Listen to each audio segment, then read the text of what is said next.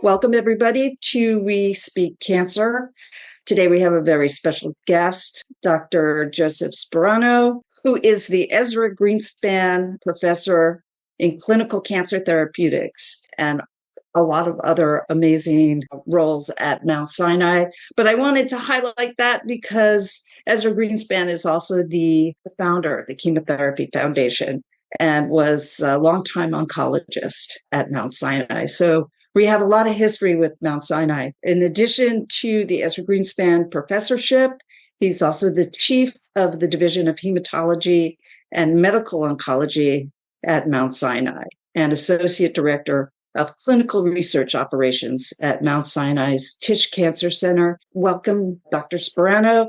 I thought we'd start with a little bit about your role at Mount Sinai. Like, what do you see as your primary role as an oncologist who specializes in breast cancer at Mount Sinai? Sure. Well, I had the good fortune of meeting Dr. Greenspan personally early in my career. I was going to ask you about that. Yeah. He invited me to speak at what is now called the Greenspan meeting. And one of the key things he taught me is to be brief and to the point. And so that's what I'll try and do. My role at Mount Sinai as division chief really is to oversee faculty of about 120 faculty and to assure that we have, an outstanding faculty that's devoted to, first and foremost, to the clinical care of the patients that are served by the Mount Sinai health system, number one. Number two, that we perform cutting-edge research that benefits the patients that we care for in the present, but also better informs how we take care of the patients that we see at our center and throughout the country and the world in the future. And thirdly, that we train the next generation of healthcare professionals, including physicians and nurses and other healthcare professionals in general, and in the cancer center in particular, those professionals who are involved in cancer care.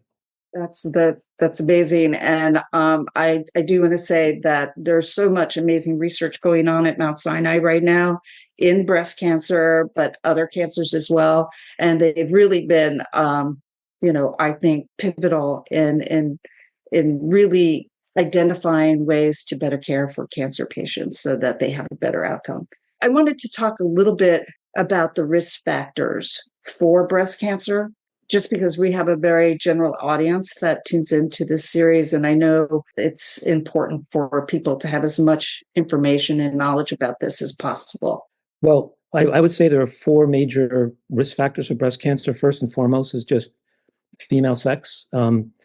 Breast cancer is perceived as a disease only of women, but it does happen in men. About 1 in 1,000 individuals who develop breast cancer are men. But of course, the vast majority of those who present with breast cancer are women. Secondly is age. Essentially, breast cancer is a disease of aging. It's uncommon in young women under the age of 40, but beginning at the age of 40, the risk increases with each decade of life and doesn't plateau. The average age of diagnosis for a woman with breast cancer in the United States is about 63 right now, but we anticipate that age will increase as the population ages. So ageism is a second important factor. The third is genetics. Up to about 5 or 10% breast cancers are or can be attributed to inherited predisposition to cancer risk. The most common or dominant genes include the BRCA1 and BRCA2 genes. There are others such as PELB2 and a number of others that carry a lower risk. And we can test for these genes in tests that are now routinely available either through a blood test or a buccal swab and at a relatively low cost. So that is a pretty routine part of the evaluation for any woman or man who presents with breast cancer now. And the fourth is really lifestyle factors and environment. They include alcohol intake. Higher alcohol intake is associated with cancer risk, obesity, and other lifestyle factors. There has been an increase in the risk of not only breast cancer, but a variety of other cancers, including especially colon cancer in younger individuals. It's unclear what's driving this increased risk, but it's likely due to environmental factors and lifestyle factors. Yeah, I think it can't be understated just how much the environmental factors come into play with cancer risk. I also wanted to ask you, what are the most common types of breast cancer.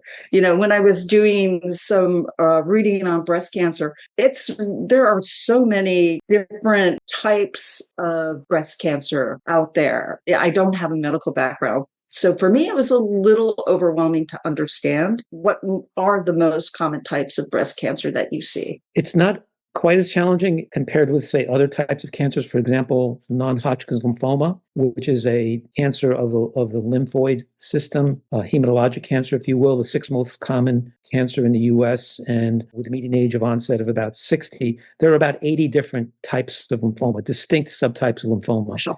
For breast cancer, there are basically three major subtypes. How we characterize those subtypes are based largely on the expression of the estrogen and progesterone receptor on the surface of the tumor cell. This identifies cancers whose growth is fueled by estrogen produced by the body. The second is the expression of the HER2 protein or amplification of the HER2 gene in the tumor cells. HER2 is an oncogene, and when it is amplified, resulting in increased expression of the HER2 protein, it is associated with a more aggressive form of breast cancer. That's the bad news. The good news is it can be completely neutralized by drugs that target HER2. We classify breast cancers broadly into three major categories. Those that are estrogen and or progesterone receptor positive, but are negative for HER2. That accounts for about 70 to 75% of all breast cancers and is the dominant form of breast cancer in older women. The second would be HER2 overexpressing breast cancers. That accounts for about 25% of all breast cancers. And again, for this type of breast cancer, there's a double-edged sword because it is associated with a more aggressive cancer type, but we have really effective therapies that can target HER2 that can drive that risk down if patients have access to that care. The third and the most difficult to treat is the triple negative breast cancer, and that's defined by the absence of ER, PR, and HER2. There, up until, I would say, about 5 years ago, we only had chemotherapy to rely on to treat this subtype of breast cancer, which is a very aggressive subtype of breast cancer, has a high likelihood of spreading to other organs in the body, tends to occur in women who have genetic predisposition to cancer or in younger women, especially Black or Hispanic women. But in the last 5 years, we now have immunotherapy that, when added to chemotherapy, can greatly enhance the likelihood of the cancer shrinking or responding to the treatment and even curing patients of their cancer. So those are the three major cancer types.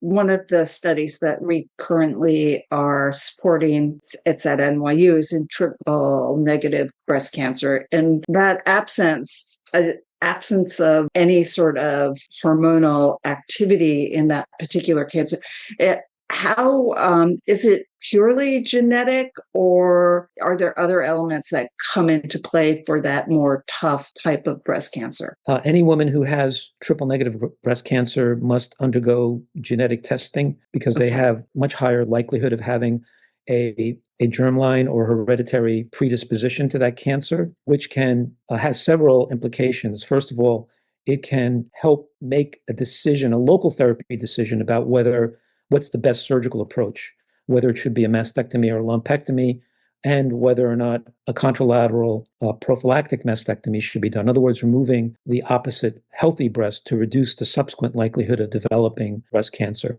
That's actually an option for women who have a BRCA1 or 2 mutation who've never had a breast cancer diagnosis. So that's one implication of diagnosis. The second implication is to screen for other types of cancers that more commonly occur in women who have BRCA mutations, breast cancer associated with a BRCA mutation. And those cancers include particularly ovarian cancer and pancreatic cancer.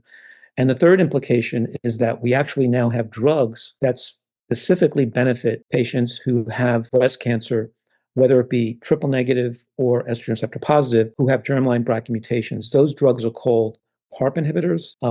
There are several of these drugs that are now FDA approved, and it's been shown that these drugs can be effective at treating advanced stages of breast cancer, but more importantly, when given after surgery, can reduce the risk of having a breast cancer recurrence in women who've completed their systemic and local therapy for a breast cancer that's associated with an inherited germline predisposition.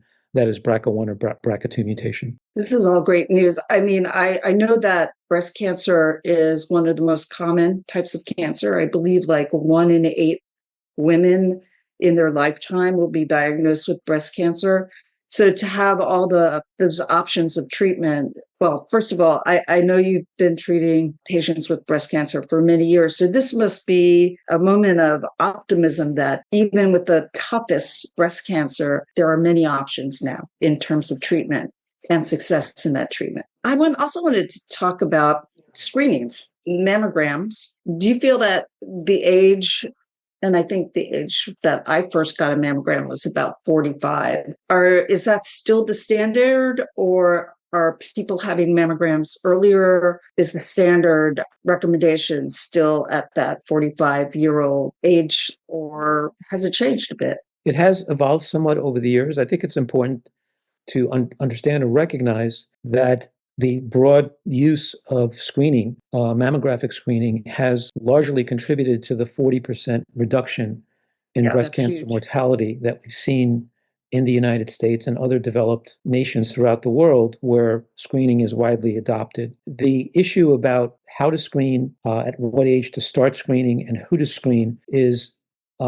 undergoing some evolution. So, for example, in women who have a genetic predisposition to breast cancer based on BRCA1 or 2, an MRI is advised as one of the screening tools in addition to mammography, because it can help identify the cancers earlier in a population that's more likely to develop breast cancer. Secondly, there are novel techniques of MRI that are being used that involve a shorter period of evaluation, so that it could potentially be now rolled out to lower risk populations and more broadly adopted because of the greater convenience and lower cost associated with that. There are studies that have been done that have evaluated what's the optimal screening strategy for women, and should we tailor how often we do screening based on what their underlying risk is, based on genetic predisposition or something else called polygenic risk scores, genetic tests that can help identify breast cancer risk in individuals who lack the very high risk BRCA1 or BRCA2 genes. So all of these things strategies are currently being evaluated. But there's no doubt that breast cancer screening and the broad implementation of breast cancer screening has contributed to a reduction in breast cancer mortality.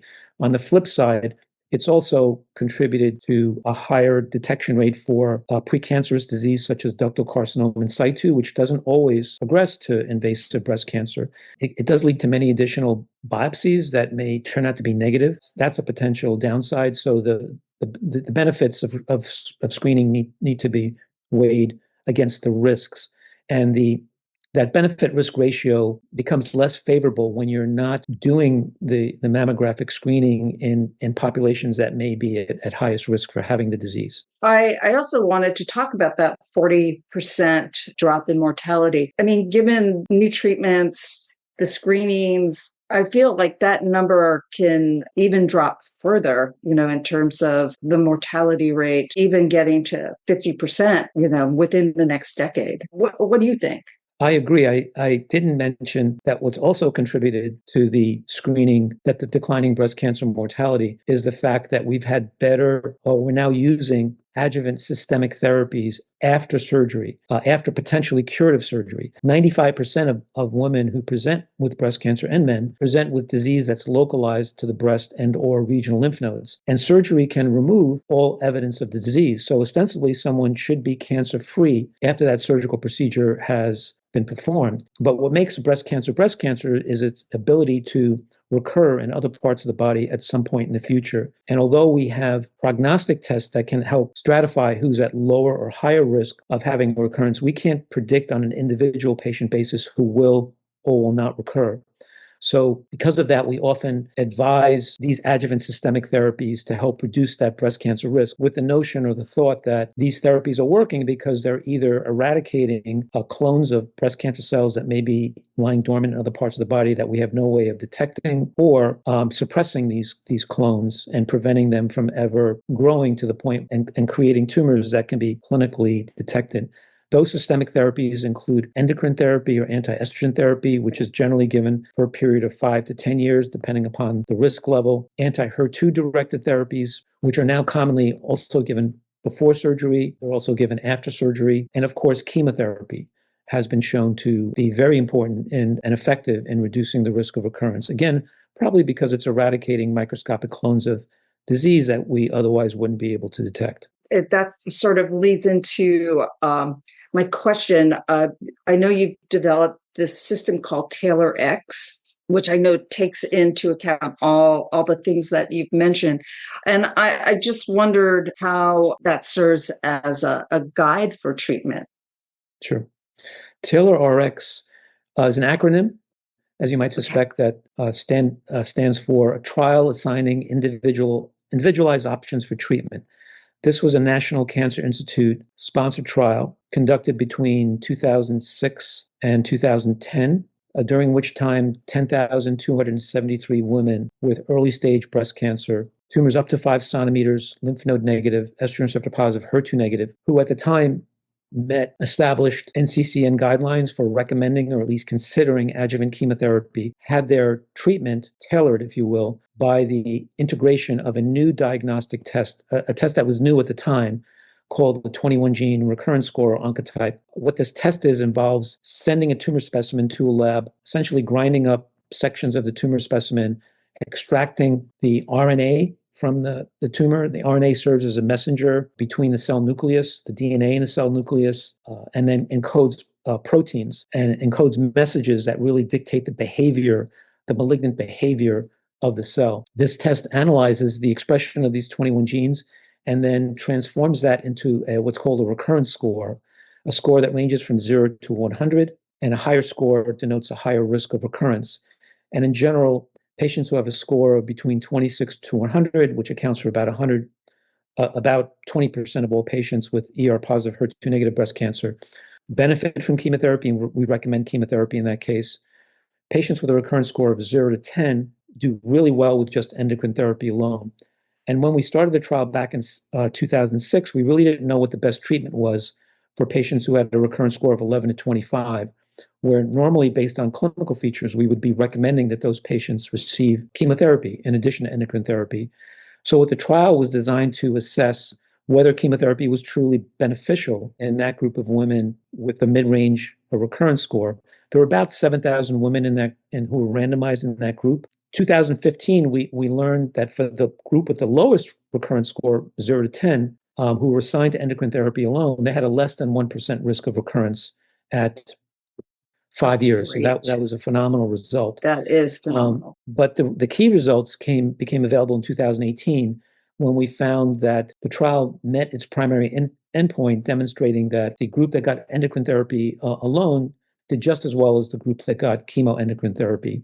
So that was really important. But there was a caveat. There was a concern because women who were 50 or under did seem to derive some chemotherapy benefit if their recurrence score was in the higher range and if they were at an age where they were more likely to develop close to 50 and more likely to develop chemotherapy induced premature menopause. And we thought the hypothesis was that the chemotherapy may not be working because it's eradicating microscopic tumor cells. It may be working because it's having an endocrine effect and bringing on menopause earlier. And that's subsequently been shown to be true in other studies. So that's study helped now by integrating this score into our decision-making test algorithm has been able to reduce chemotherapy use by about 70% in this group of women. The test is available worldwide. It's been used in about 2 million women worldwide, and it's now part of our standard treatment algorithm for making chemotherapy recommendations, not only in women with node-negative breast cancer, but even now women with up to 3 positive nodes based on another trial that followed.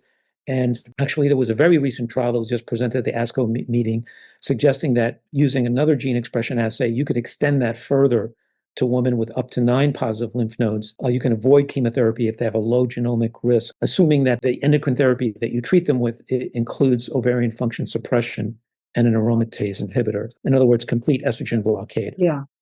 It sounds like it's really it's a tool that could possibly be used for other cancers in terms of being able to predict recurrence and also dictate exactly for that individual what the best course of treatment will be. It's amazing. I was reading about it, and I was just so impressed that, something like this is being utilized. And I guess it would fall sort of under that precision medicine. I know a lot of people hear about precision medicine. I guess this would sort of fall within that umbrella of really looking at the individual, being able to predict on some level what recurrence would be and what the best course of treatment is.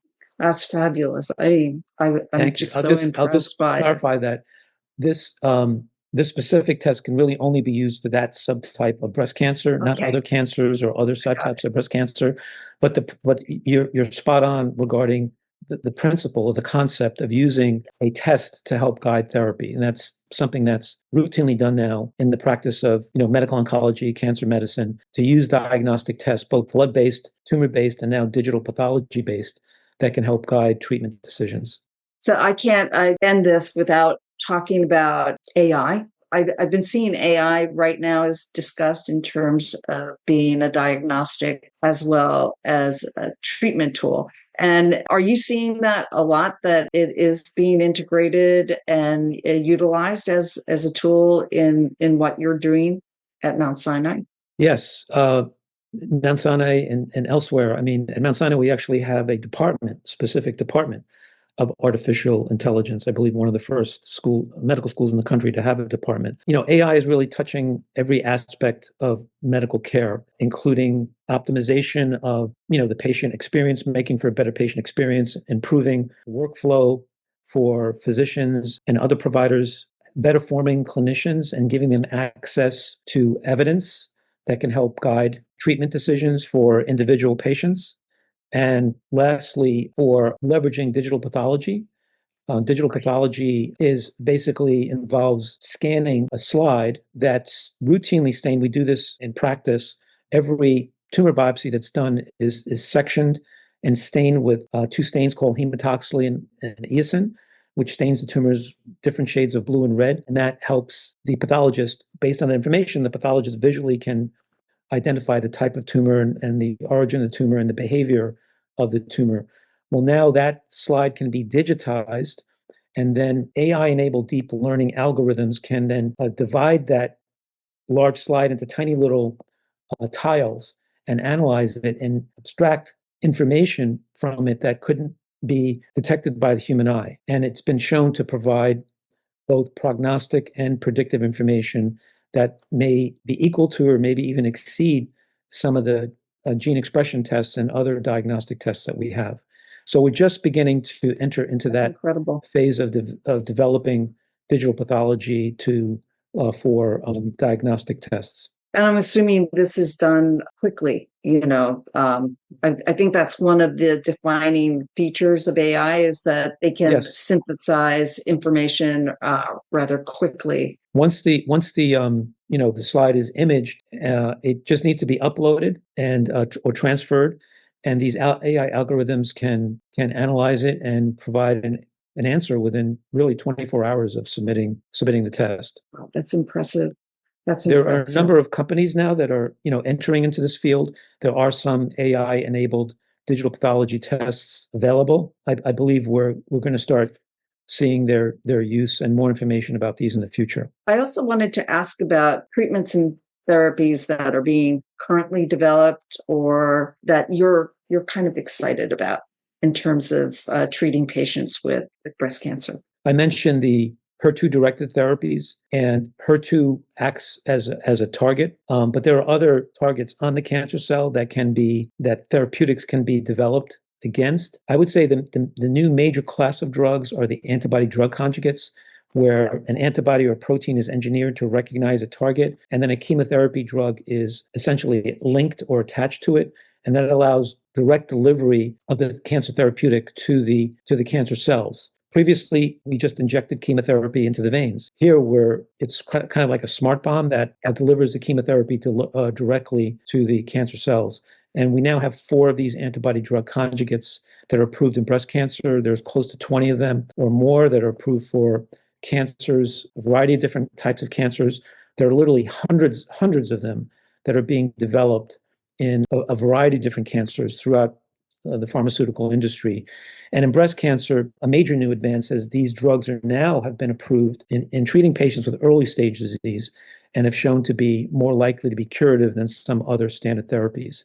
So this has been an amazing development Yeah, in our it really field. is. The second, I think, transformative therapy has been the development of cellular therapies or antibody-directed therapies that activate the immune system to fight the cancer cell. These include what are called CAR T cells. These are engineered T cells that are produced outside the body, then infused into a patient. These have been used largely in patients with leukemias, lymphomas, and can be and multiple myeloma, but can be curative in that setting. We've not advanced them to the point where they can be used in breast cancer. I'm sure we'll see that in the future. The other class of therapies are what we call bispecific antibodies, and these drugs work by engineering these antibodies or protein, where one part of the protein recognizes a specific tumor antigen, the other part of the protein recognizes a target on the T cell, and essentially brings the T cells or the cancer-killing immune cells directly in contact with a tumor cell. And these drugs are now proved and available for the treatment of various types of lymphoma, leukemia, myeloma, and we're now beginning to see them in patients with certain solid tumors. I think we'll see that coming down the pike in the future as well. This is some very exciting stuff. I'm actually on a clinical trial with an antibody drug conjugate for ovarian cancer right now. But and I can't tell you how much of a game changer it's been for me, because I'm able to live a relatively normal life, and the numbers have been very good for me. So all of this treatment is and the progress and the breakthroughs that are being made are really mind-blowing in a way, because of the way they target and really hone in on the cancer cell, leaving healthy cells alone. And I know I'm not alone when I'm definitely one of those grateful patients who are reaping the benefits. And so I want to thank you very much, Dr. Sparano, for sharing so much of your time and your knowledge with the people tuning into this podcast. I think we continue to try and engage oncologists and patients in conversations. We really appreciate everything you're doing for patients out there, Dr. Sparano. It means a lot. I recommend Googling Dr. Sparano and seeing all the things that he's doing, because it's so impressive. And so at the end of this podcast, we'll just have a URL to Mount Sinai as well as your profile. But thank you so much. Appreciate it. Well, thank you for the invitation to contribute and for sharing your story. Not everyone who's going through what you're going through is willing to share that story, and sharing that story and showing that you can not only survive but thrive, Exactly. I think is really important. Yeah, it provides inspiration for thank you for the patients that we serve. Thank you so much. I really appreciate that.